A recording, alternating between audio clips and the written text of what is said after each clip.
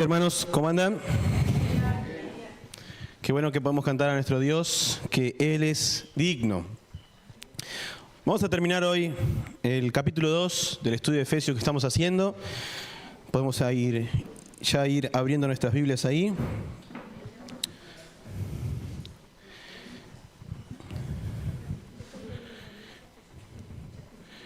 Efesios 2, del 17 hasta el 22 vamos a leer hoy.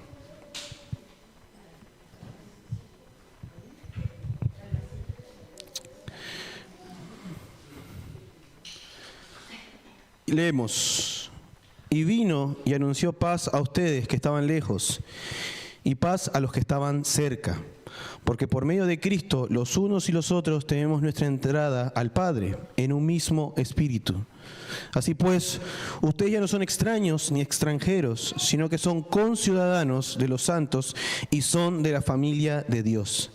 Están edificados sobre el fundamento de los apóstoles y profetas, siendo Cristo Jesús mismo la piedra angular, en quien todo el edificio bien ajustado va creciendo para ser un templo santo en el Señor. En Cristo también ustedes son juntamente edificados para morada de Dios en el Espíritu. Oramos, hermanos. Señor, te damos gracias por tu palabra, Dios. Te damos gracias porque nos das la posibilidad de poder adorarte, de poder participar de la comunión, Señor, como iglesia, de poder recordar tus símbolos, Señor. Pero también te damos gracias porque nos das el honor, Señor, de poder escuchar tu palabra, Señor. Te pido, Señor, que seas tú obrando, Señor, a través de tu Espíritu en el corazón de cada uno de los que estamos acá, Dios, y que realmente puedas abrir nuestros oídos, preparar nuestro corazón, Señor, para que podamos escuchar lo que tienes para nosotros hoy, Dios.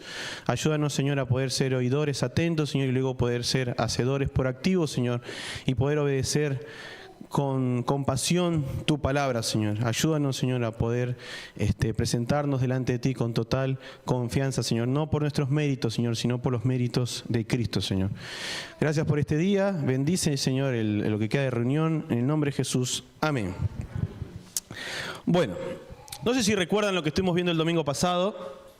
El domingo pasado estuvimos hablando de que cómo Dios de dos pueblos totalmente diferentes, alejados, con costumbres diferentes, con dioses diferentes. Teníamos el pueblo judío que era un pueblo monoteísta, tenía un solo Dios, y teníamos al pueblo gentil que era un pueblo pagano, ¿no? Donde tenían muchos dioses, cada cultura tenía diferentes dioses, diferentes deidades por diferentes cosas a las cuales rendían culto. Y cómo Dios de toda esta cantidad de personas diferentes hizo un solo pueblo. Como al pueblo que no tenía a Dios le dijo: ustedes van a ser mi pueblo ahora, y al pueblo que ya tenía un Dios que era Jehová le dijo: ahora ustedes van a compartir con los gentiles el cuerpo de Cristo. Y el Señor nos juntó a todos en un solo cuerpo, que es el cuerpo de nuestro Señor Jesús. Incluso podemos ver cuál es la finalización de eso, de ese pasaje, que es el 17 y el 18, que dice: y vino y anunció paz a ustedes que estaban lejos. ¿Quiénes estaban lejos? Nosotros, los gentiles. Y paz a los que estaban cerca. ¿Quiénes estaban cerca? El pueblo judío. Porque por medio de Cristo, los unos y los otros tenemos nuestra entrada al Padre en un mismo espíritu. Gracias a esta unión, gracias a este sacrificio que Jesús hizo, logró lo que era imposible, hermanos. Que era imposible unir a estos dos pueblos y hacerlos no solo uno, sino hacerlos parte de un mismo cuerpo, el cuerpo de Cristo. También vimos un poco de cuáles eran estas consecuencias buenas que traía eso, ¿no? Ese propósito de vida que nos traía, esa forma de razones de vivir que nos traía el que ahora nuestro Dios fuera Jehová. Bien, hemos visto anteriormente de que Jehová y Dios es el que trae el sentido a nuestras vidas, y que si Dios no está, no hay razones para vivir. Pero qué bueno saber, hermanos, que Dios está con nosotros. Y Dios nos escogió a nosotros como su pueblo, en Cristo nos escogió. Pero ahora seguimos y vamos a ver un poco qué nos trae el 19 al 22. Porque Dios hizo lo imposible, y lo vamos a repasar un poco en la primera parte. Pero ahora la pregunta que nos podríamos hacer: bueno, ahora somos un solo pueblo, Dios nos escogió, estamos unidos a Cristo en su cuerpo, pero ahora la pregunta natural que se viene: bueno, ¿ahora qué? ¿Ahora qué hacemos? ¿Qué viene después de esto? Bien, Así que vamos a sacar 3 cositas interesantes que me parecen que están en este texto. Y uno de ellos es que podemos ver en el versículo 19 que nosotros somos aceptados. Pero vamos a ver cómo somos aceptados. Así pues, ustedes ya no son extraños ni extranjeros, sino que son conciudadanos de los santos y son de la familia de Dios. Vemos acá que nosotros somos 2 cosas. Dios nos dio 2 títulos nuevos. Uno de ellos es conciudadano y el otro es ser parte de la familia de Dios. Conciudadano quiere decir ciudadano de la misma ciudadanía de. Podemos ver que dice que podríamos leerlo que, sino que somos de la misma ciudadanía de los santos, ¿no? Refiriéndose a las regiones celestiales y refiriéndose a Jesús. Así que podemos entender de que nosotros somos de la misma ciudadanía de Jesús, de la misma ciudadanía que hay en las regiones celestiales. Nosotros somos ciudadanos naturales celestiales. Y eso es lo interesante porque Dios nos pone como si fuéramos ciudadanos nativos. Yo, por ejemplo, en mi caso, les puedo poner mi ejemplo, yo soy de ciudadanía venezolana nativa. Y aunque tengo una residencia permanente en Uruguay, no soy ciudadano natural. Y aunque yo pueda ejercer el derecho legal que puedo tener ahora de comenzar a buscar mi ciudadanía, y que incluso capaz que en algún momento de ocupar algún cargo público, siempre va a haber esa distinción de que no soy natural, porque no fui nacido en Uruguay, ni tampoco fui nacido de padres uruguayos.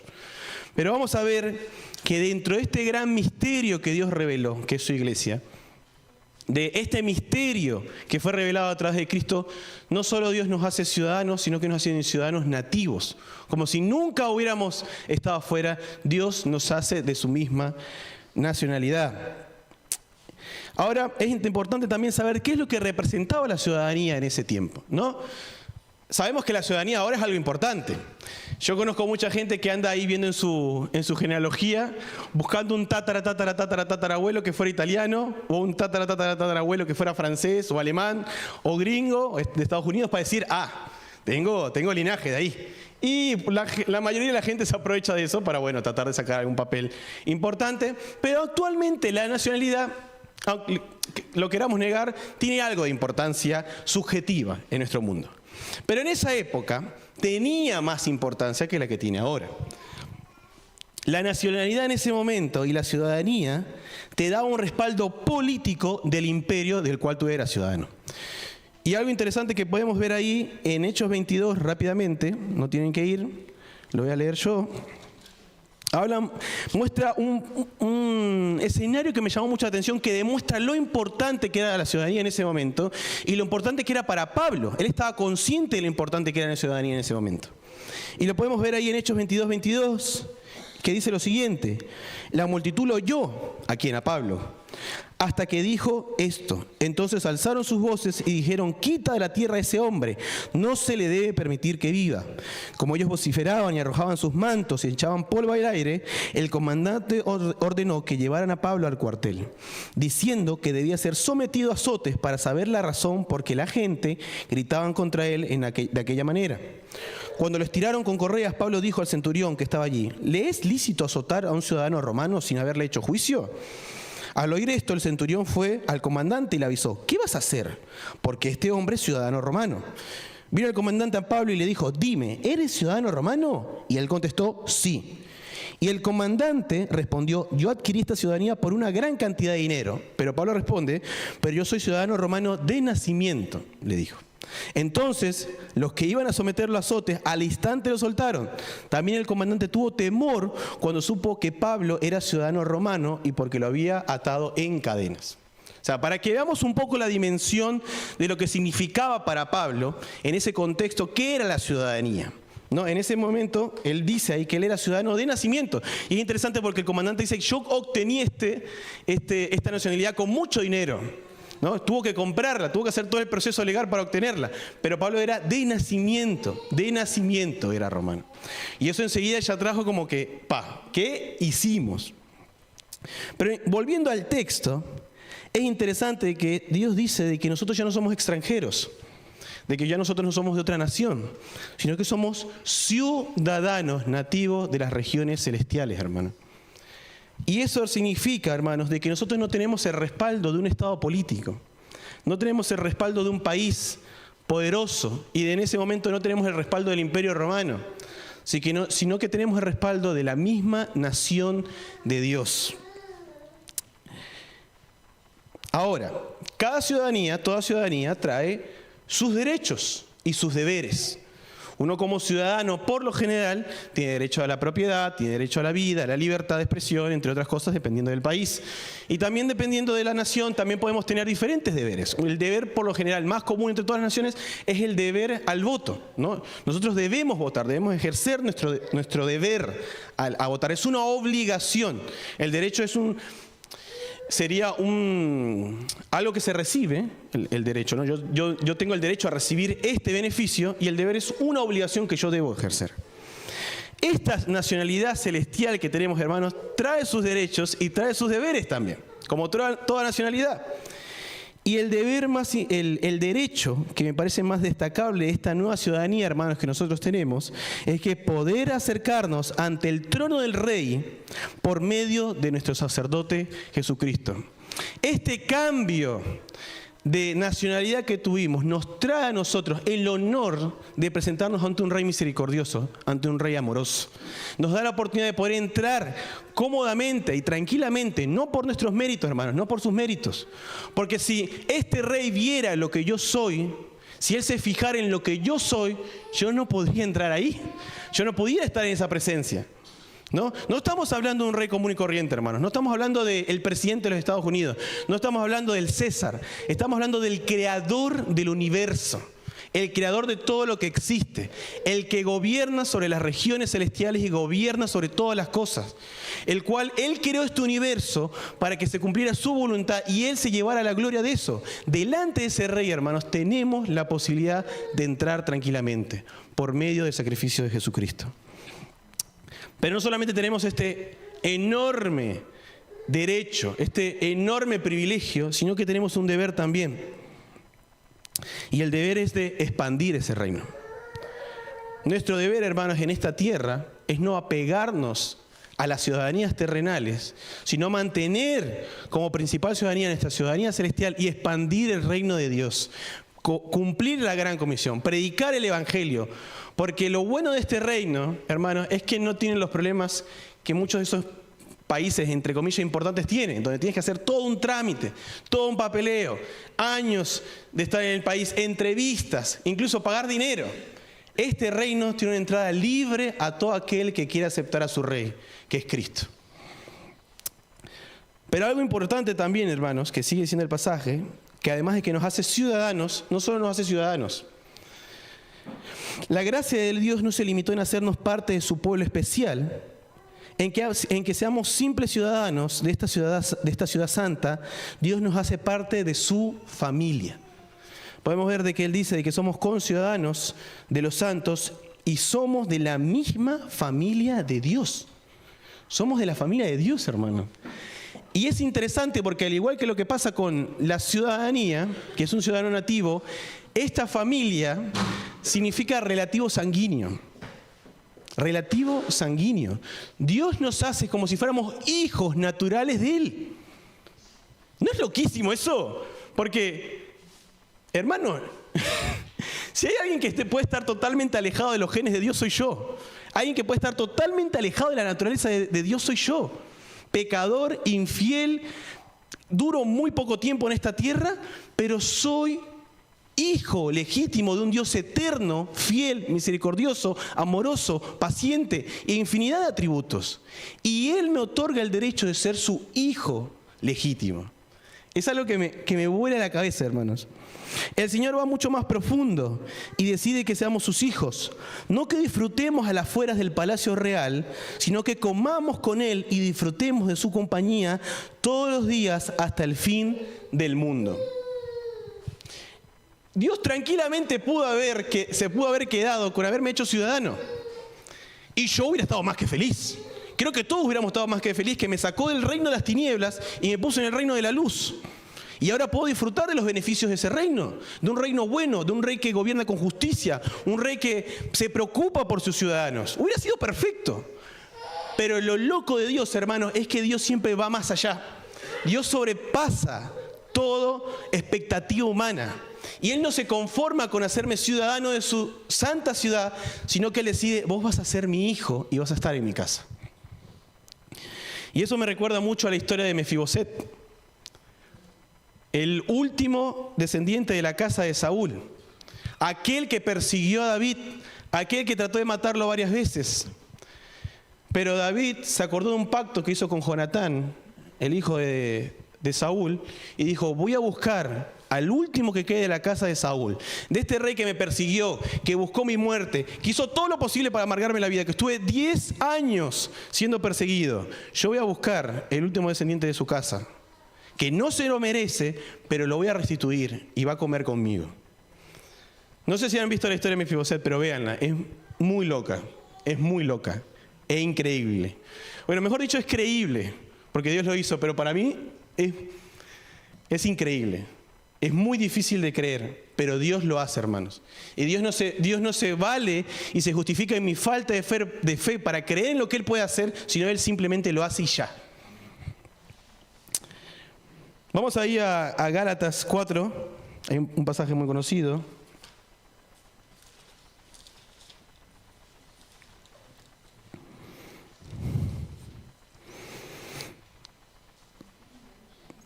Gálatas 4:5, perdón, dice. 4:5, aquí está. A fin de que redimiera a los que estaban bajo la ley, para que recibiéramos la adopción de hijos. Y porque ustedes son hijos, Dios ha enviado el Espíritu de su Hijo a nuestros corazones, clamando, Abba, Padre. Por tanto, hermano, ya no eres siervo, sino hijo. Y si hijo, también heredero por medio de Dios. Es una locura, hermanos. El Señor me pudo haber hecho siervo, un ciudadano más. Pero Él, como el padre del hijo pródigo, donde el hijo vino pidiendo servidumbre, Él le dio lo que le correspondía y lo que Él le quiso dar. Vos sos mi hijo. Ustedes, si aceptamos, hermanos, a Jesucristo en nuestro corazón, seremos llamados hijos. Hijos solo por su gracia y misericordia. Solo por eso, hermanos. ¿Qué beneficios trae esta adopción, hermanos? ¿Qué beneficio trae que seamos hijos de Dios? Trae sus beneficios también. Somos amados. Juan 15:9 dice, como el Padre me ha amado, Jesús hablando, como el Padre me ha amado, así también yo os he amado. Permaneced en mi amor. Somos amados porque somos sus hijos. También como somos hijos, somos coherederos en Cristo. Dice Romanos 8:17. Y si hijos, también herederos. Herederos de Dios y coherederos con Cristo. Si en verdad padecemos con Él, a fin de que también seamos glorificados con Él. Es interesante que dice que padezcamos. Pero eso es tema para otro día. Pero hermanos, somos herederos con Cristo. Pero también, al igual que la ciudadanía, tenemos nuestro deber, una responsabilidad. ¿Y cuál es nuestra responsabilidad con este Padre amoroso, misericordioso, fiel, paciente? Debemos agradarle. Si queremos ser buenos hijos, hermanos, tenemos que agradar a este Padre.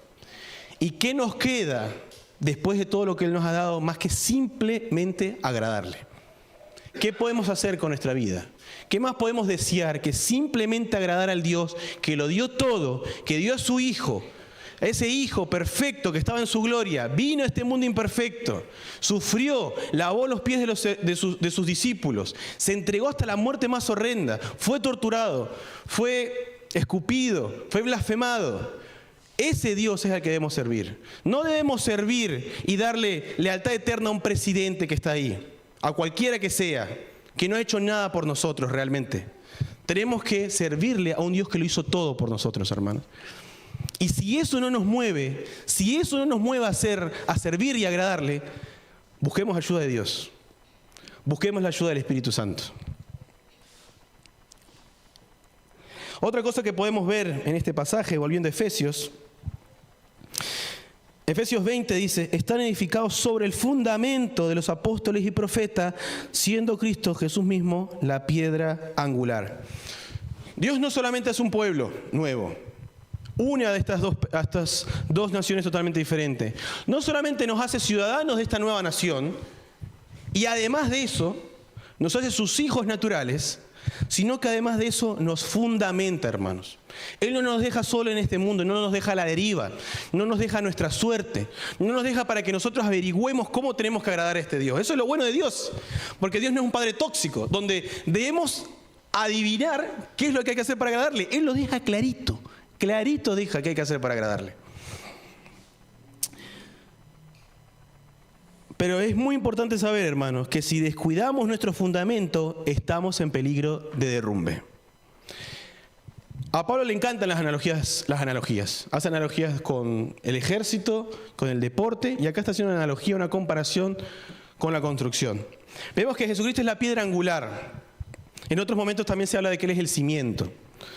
El cimiento es justamente lo que va bajo. Yo no sé mucho de construcción, pero estuve algo investigando. Prácticamente no sé mucho. Pero entiendo que el cimiento es esto que iba debajo, se cavaba profundo en la tierra y se ponía una base sólida en el que después sobre eso iba a ir el piso y iba a ir el resto de la construcción. Muchas veces el Señor es comparado con ese cimiento, sobre después se construye, y también es comparado con la piedra angular. Que la piedra angular era esta piedra maciza, en comparación con el resto de las piedras, era una de las más pesadas, que iba en las esquinas de la estructura, que distribuía el peso equitativamente y que evitaba que se cayera. Se necesitaba esa piedra en las esquinas para que conectara los muros y los muros no cayeran. Pero es interesante saber, hermanos, de que el Señor nos ha dado su fundamento a través de sus profetas y sus apóstoles que está acá. La doctrina de los profetas y de los apóstoles, en el cual Dios nos dice que tenemos que fundamentar nuestra vida, está acá, hermanos.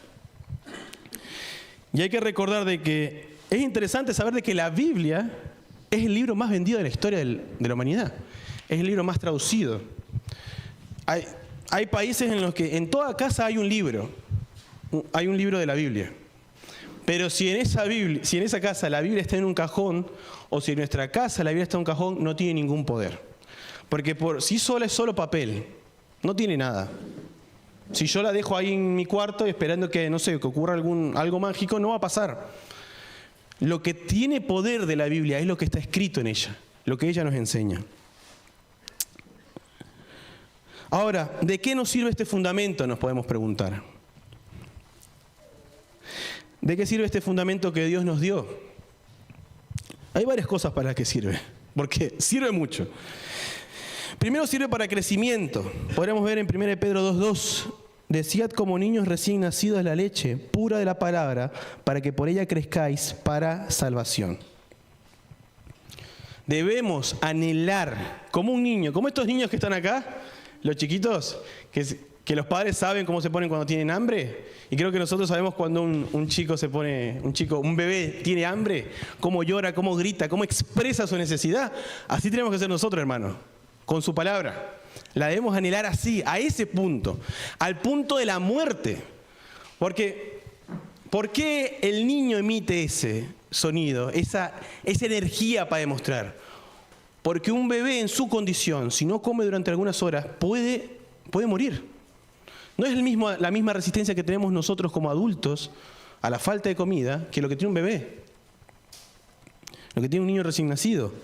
A ese punto de muerte, de desesperación, debemos querer y desear su palabra.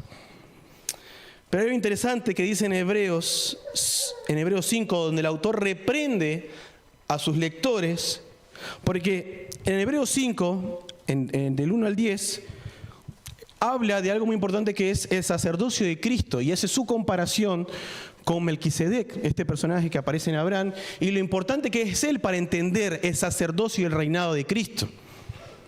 Es algo muy importante de conocer.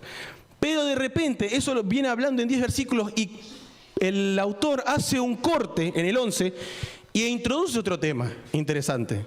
Un tema que tiene mucho que ver, que dice, acerca de esto, de lo que venimos hablando, tenemos mucho que decir y difícil de explicar por cuanto os habéis hecho tardos para oír. De hecho, ya debían ser maestros por el tiempo que han pasado desde que recibieron la palabra de Dios.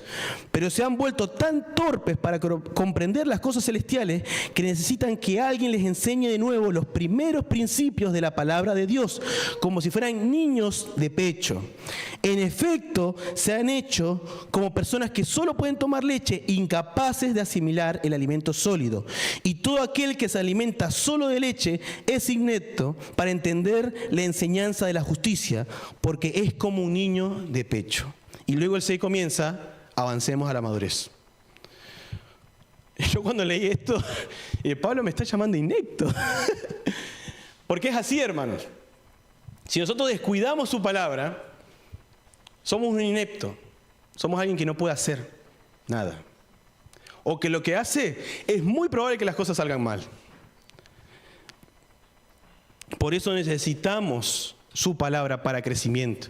En otro lugar también dice que el pueblo de Dios perecía por falta de conocimiento.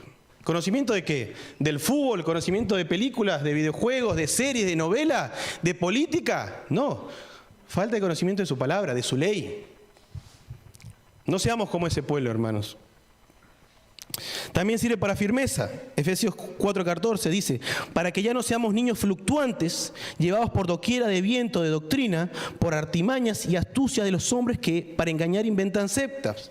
Segundo de Timoteo 4, del 3 al 4 dice, porque vendrán tiempos cuando no soportarán la sana enseñanza, sino que según sus propios deseos se acumularán maestros que les digan lo que les agrada a sus oídos y apartarán la verdad, el oído, y se volverán a las fábulas. Exactamente lo que está pasando ahora.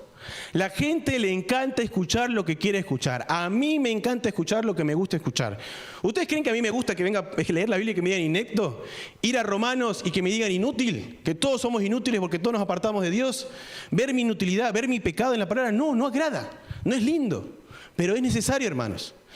Y para poder evitar este peligro que Pablo le estaba diciendo a Timoteo, debemos de conocer su palabra. Debemos conocer qué es la verdad. Hay un ejemplo muy famoso que dicen por ahí, no necesito saber cómo son todos los billetes falsos para identificar el verdadero. Yo tengo que conocer muy bien el verdadero. Tengo que conocer muy bien el billete verdadero y todos los otros billetes van a ser falsos. No tengo que andar conociendo cuáles son todas las malas doctrinas, porque si no sería, porque cada día sale una mala doctrina diferente. Yo necesito solo conocer cuál es la verdadera, que está acá. Solo con esa, con la palabra de Dios, ahí podré identificar cuáles son esas corrientes de pensamiento que podemos haber escuchado en algún lado, o capaz que comienzan a brotar de nosotros, que capaz que se alejan de lo que Dios quiere. Y por último, su fundamento, su palabra, nos sirve para obediencia. Santiago 1:22 dice, no sean solo oidores de la palabra, sino hacedores de ella, no engañándose a sí mismos. ¿Cómo yo voy a obedecer la palabra de Dios si no la conozco? ¿Cómo voy a agradar a mi Padre si no sé qué es lo que le agrada? ¿Cómo voy a evitar ciertas cosas si no sé qué es lo que Dios quiere y me pide que evite? ¿Cómo me voy a preocupar por las cosas que Dios se preocupa si no sé cuáles son sus preocupaciones? Lo que a Dios lo motiva. Y Salmos 119:105 dice, lámpara es a mis pies tu palabra y lumbrera a mi camino. ¿Cómo alumbraremos nuestro camino, hermanos? Si no es con la palabra de Dios. ¿Cómo vamos a saber que capaz que nos estamos abriendo y estamos tomando otro camino? Porque capaz que se siente el asfalto, pero en la oscuridad no sé si me estoy desviando. Capaz no estoy todavía en la arena. Vieron que en el camino, en la carretera, uno capaz que se puede dar cuenta en el auto, porque cuando el auto comienza a andar por arena o por grava, se comienza a sentir la vibración. Pero muchas veces, si estuviéramos en la oscuridad, no sabríamos si estamos yendo por otro camino. Que capaz se siente con asfalto, capaz se siente que la cosa va bien, pero cuando prendemos la linterna, prendemos su lámpara, vemos que estamos en cualquier lado. Y hermanos, el apartarse del camino de Dios es muy fácil. Muy fácil. Por algo Pablo exhorta y dice que cuidado nosotros los que decimos, ¿no? Que estoy firme. Estoy firme. Cuidado, hermanos, si decimos que estamos firmes. Porque si decimos yo estoy firme, no preciso de nada ni de nadie ni de su palabra, la cosa va mal. La cosa está mal. Porque significa que estoy sustentándome en mí. Porque si nosotros viviéramos la vida de oración y de dependencia que tenía Jesús, estoy seguro que nuestra vida espiritual sería de otro mundo. Jesús, el Hijo de Dios, Dios mismo, dependiendo del Padre, Creo que si alguien no lo precisaba era él, pero él aún así lo hacía. ¿Cuánto más lo vamos a precisar nosotros, hermanos? Y por último, somos aceptados en este nuevo pueblo como ciudadanos, como hijos naturales. Dios no nos deja a la deriva. Dios nos da un fundamento, herramientas con lo que construir, y ahora nos pide que edifiquemos, que construyamos sobre eso. Sigue diciendo el 21 de Efesios, vuelvo a Efesios 2:21 dice, en quien todo el edificio bien ajustado va creciendo para ser un templo santo en el Señor. Y 22 dice, en Cristo también ustedes son juntamente edificados para morada de Dios en el Espíritu. ¿Para qué estamos siendo edificados? ¿Para quién es esta morada? Para el Espíritu, que es Dios mismo. Hermanos, este templo que estamos construyendo con nuestra vida no es para cualquier persona. Es para el Dios del universo. Para Él es este templo. Quiero que vayamos ahí a 1 Corintios 3:10, donde también Pablo hace una analogía de la construcción y nos exhorta al respecto.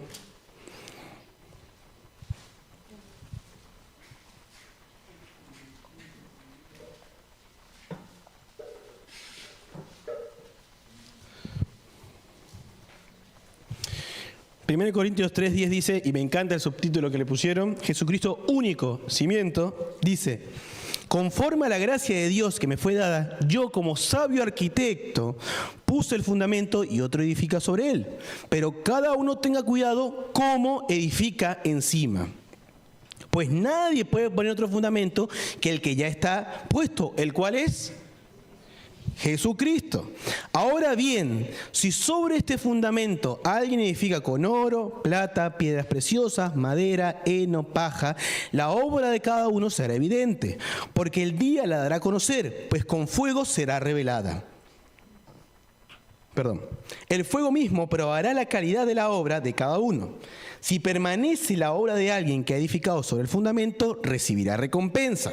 Si la obra de alguien es consumida por el fuego, sufrirá pérdida. Sin embargo, él será salvo, aunque así como a través de fuego. Hermanos, ¿su fundamento es Cristo?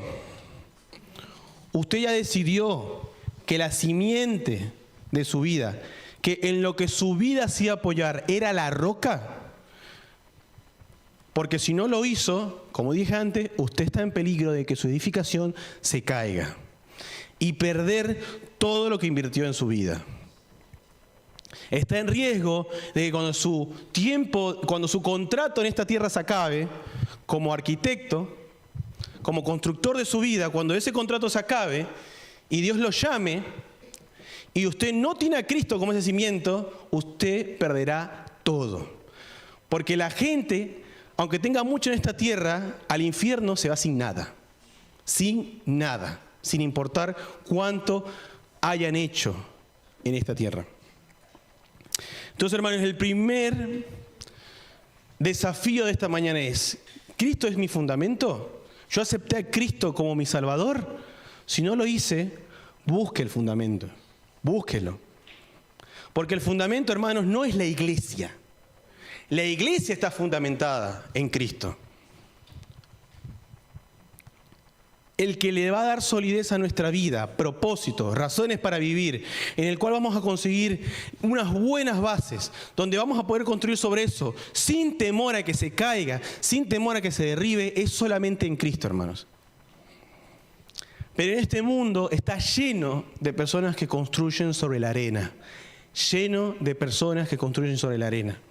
Y es triste saber, hermanos, que tenemos personas al lado que podemos ver como buenas personas, como que se esfuerzan, como responsables, como que tratan de dar lo mejor de sí cada día. Pero como no tienen a Cristo, va a llegar un día que todo eso va a desaparecer, hermanos. Y eso es fuerte. Ahora la pregunta es, ¿ya tenemos a Cristo como fundamento de nuestra vida? Si ya lo tenemos así, y esperemos que sea, la cosa no termina ahí, hermano. Porque viene una parte complicada ahora y es donde entra lo que Pablo dice al finalizar el 10. Pero cada uno tenga cuidado cómo edifica encima de este fundamento. Si ya tenemos el fundamento que es Cristo, ya sabemos que somos salvos, Él es el que puso esa base donde yo voy a construir mi vida. Ahora tengamos cuidado, hermanos, cómo edificamos. Porque ¿para quién es esa edificación? ¿Para quién es esa edificación que estamos haciendo? Para Dios. Lo vimos hoy en Efesios. Para morada santa de nuestro Dios. Las personas, hermanos, si pudieran ver toda nuestra vida, lo que hemos hecho y construido, tienen que ver, ahí está Dios. Ahí está Dios. Esa vida es templo de Dios. Porque Pablo no solamente está hablando de mi cuerpo corporal como templo, que es cierto. El Señor habita, Dios, el Creador del universo, habita en cada uno de sus hijos. Presencialmente, en forma del Espíritu Santo, de la tercera persona de la Trinidad. Él habita en nosotros. ¿Bien? Pero cuando Pablo se refiere a templo, no solo se refiere a nosotros como cuerpo, lo cual también tenemos que cuidar. Y también tenemos que entregarlo para Dios.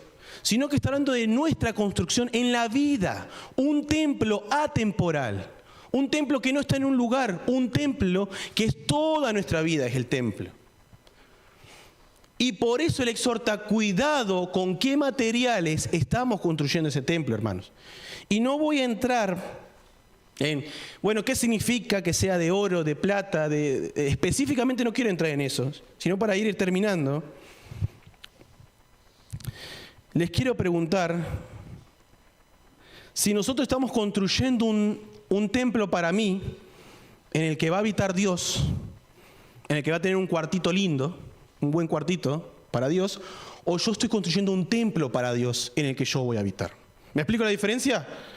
Me explico que hay una diferencia importante entre yo estoy construyendo mi vida sobre el fundamento que es Cristo, pero estoy construyendo algo para mí, guiado por mis deseos, por lo que yo creo que es lo que Dios quiere de mí, por lo que yo creo que es el misterio que Dios tiene para mí, de los planes que yo creo que Dios tiene para mí, y yo voy a construir en pos de eso, ¿no? Pero el problema es que cuando llegue el día, vamos a ver que toda esa construcción habrá estado en heno, madera y hojarasca. Y ese templo, hermanos, que habremos construido, no va a quedar nada cuando pase por el fuego. Si queremos tener un templo santo para Dios, tenemos que construir un templo a Él. Que mi vida sea un templo, que mi vida se guíe por lo que Dios quiere. Porque a veces yo siento que a veces en mi vida, hermanos, el cristianismo es como ponerle una figurita de Jesús te ama a un termo. Es como un accesorio el cristianismo. Vieron que el termo es típico que se le ponen cosas. Yo no tengo termo, pero he visto pilas de termos que le pegan cosas. ¿Vieron? Y uno le pega etiquetas a ese termo y hay gente, que está buenísimo, que le pone cosas de Jesús. Pero yo le pregunto, ¿ese termo cambió su esencia? ¿Cambió lo que es? No, ese termo no se vio afectado en nada. Simplemente que tiene una etiqueta que dice, Jesús te ama. Ahora, mi vida es como ese termo, en el que solamente es un distintivo superficial, donde Jesús fue una etiqueta que me pegaron a mí en mi corazón que dice, Jesús te ama. O toda mi vida, toda mi sustancia está tratando de cambiar para evitar ese Dios santo. ¿Yo sigo siendo el mismo termo que era antes o quiero ser lo que Dios quiere que yo sea? Porque Dios me podría usar para cualquier cosa. El tema es, ¿yo estoy dispuesto a aceptar esa voluntad de Dios en mi vida? ¿O quiero hacer mi voluntad y que Dios me acompañe? Mi voluntad y que Dios lo respalde. ¿O quiero que su voluntad y yo seguir esa voluntad? Yo respaldar su voluntad. Porque a veces, hermanos, cuando yo veo mi vida, ¿qué estaba haciendo aquí? ¿Yo estaba haciendo la voluntad de Dios o estaba haciendo mi voluntad y esperaba que Dios la respaldara? Porque Dios está conmigo a donde yo vaya. Dios tiene que respaldar lo que yo haga. Es cierto que el Señor está con nosotros, hermanos, pero yo puedo estar no haciendo la voluntad de Dios. O estar haciendo lo que creo que es la voluntad de Dios y no la es. Podríamos estar tranquilamente como Jonás, aunque Jonás en ese caso sí sabía bien que estaba en contra de la voluntad de Dios, pero ir en dirección contraria a lo que Dios quiere. Tranquilamente lo podríamos estar haciendo. Y esperar que Dios como que se le olvide lo que me dijo. O como que, Dios diga, está bien, lo acomoda lo que vos quieras. No, hermanos. No estamos ante una persona, estamos ante el Dios del universo. Él dice, fue la luz y la luz vino a existencia. Él dijo que sean los animales y los animales vinieron a existencia. Él creó al hombre del polvo de la tierra y sopló aliento de vida en él. Y ese hombre pasó a ser un ser viviente porque Él quiso. ¿Cómo yo me voy a oponer a esa voluntad? ¿Cómo yo me voy a oponer a ese templo, hermanos? Porque Dios quiere, hermanos, que cada uno de nosotros construyamos con cuidado. Construyamos un templo para Él. Para luego, cuando pase por este momento, que en algún momento va a ser revelado ese templo, cómo fue construido, quede algo. Pero quede algo ¿para qué? No para mi gloria. Quede algo para Él. Señor, esto tengo para vos. Es para vos. Algo que a mí me aterra, hermanos, es que llegue el día en que Dios me pida cuentas, mis obras, y yo no tenga nada que darle. Nada que darle. Porque estuve enfocado en mí, en mis motivos, en mis razones, en mis sueños, en mis planes. Ese es el evangelio de hoy en día, hermanos. Dios quiere cumplir tus sueños. Dios quiere cumplir tus planes. Quiere darte cosas tremendas. Quiere que seas un crack. Y hermano, ese no es el evangelio. Jesús le dijo a los discípulos, síganme, y dice el texto, y ellos lo dejaron todo. Y le siguieron. Todo. Algo que escuché por ahí hace un tiempo que me llamó mucho la atención es que lo que ellos pescaron ahí, en el momento de la pesca milagrosa, era suficientemente plata para ellos hacer un buen negocio de pesca. Para quedar ya listos toda su vida. Ya tienen su negocio, tienen gente que trabaje para ellos, se compran unas cuantas barcas, tienen un buen negocio de pesca y a su vez van a la sinagoga. Y cumplen los sábados, cumplen la ley, todo buenísimo. Ellos tranquilamente podrían haber hecho eso, hermanos. Pero ellos dejaron todo. Todo lo dejaron. Y ese todo representa diferentes cosas en nosotros, hermano. Es diferente en mí. Es diferente en cada uno de nosotros. Pero lo que tiene en común es que Dios está siguiendo mis sueños. Yo estoy esperando que Dios cumpla mi voluntad o yo quiero cumplir la voluntad de mi Padre. Entonces vimos, hermanos, Dios nos acepta, nos hace parte de su pueblo, de su ciudadanía, nos hace sus hijos también, que podemos compartir ahí una relación personal y cercana con Dios. Además de eso, nos da el fundamento adecuado para construir nuestra vida. Nos da la herramienta, que es su palabra, para construir su vida, construir mi vida. Pero ahora Él espera que yo edifique bien. Él espera que ustedes, hermanos, edifiquen bien. ¿Y cómo es edificar ese bien? Siguiendo la voluntad de nuestro Dios. Siguiendo la voluntad de nuestro Dios. ¿Oramos? Señor, te damos gracias por este día, Dios. Te damos gracias porque tú eres tan bueno, Señor, que dejas que yo, semejante pecador, Señor, me acerque delante de ti, Dios. Te damos gracias, Señor, porque a través de Cristo, Señor, tú borraste todo nuestro pecado, Señor, y ya lo echaste a lo profundo de la mar, Señor.